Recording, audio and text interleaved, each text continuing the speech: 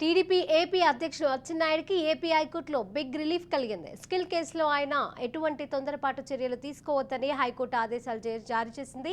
Skill కేసులో మాజీ మంత్రి అచ్చెన్నాయుడు ముందస్తు బెయిల్ పిటిషన్పై హైకోర్టులో విచారణ జరిగింది. అదనపు వివరాలు సమర్పించేందుకు సిఐడి తరఫు న్యాయవాది సమయం కోరారు.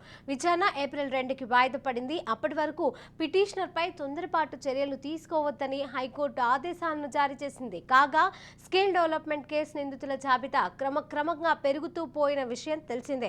ఇక టీడీపీ అధినేత ఆంధ్రప్రదేశ్ మాజీ ముఖ్యమంత్రి నారా చంద్రబాబు నాయుడును అరెస్టు చేసిన సిఐడి విజయవాడలోని కోర్టులో సమర్పించిన రిమాండ్ రిపోర్టులో టీడీపీ జాతీయ ప్రధాన కార్యదర్శి నారా లోకేష్, ఏపీ టీడీపీ అధ్యక్షుడు అచ్చెన్నాయుడు పేర్లను కూడా చేర్చింది. ఈ కేసులో ముందస్తు బెయిల్ పిటిషన్ను అచ్చెన్నాయుడు హైకోర్టులో దాఖలు చేయగా ఆయనపై తొందరపాటు చర్యలు వద్దని హైకోర్టు ఆదేశించింది. ఇక ఇదే అంశానికి సంబంధించి తాజా అప్డేట్ మా విశాఖ ప్రతినిధి శ్రీరామ్ అందజేస్తారు. శ్రీరామ్.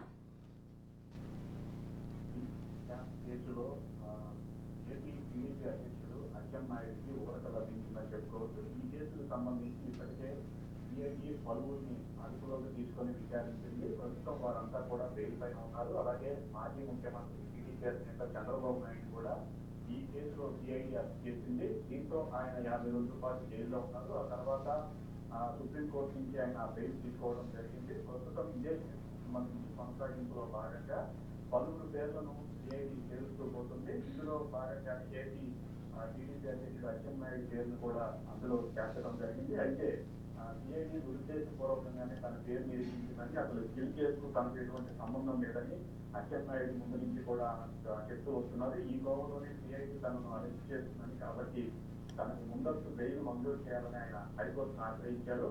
దీనిపైన హైకోర్టు ఇరుపక్షాల వాదోపవాదంలో విన్నది.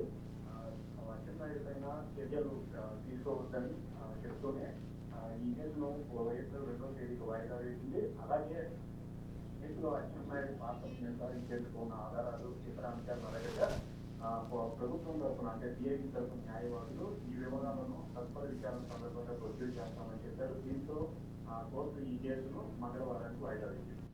Right, thank you Sriram.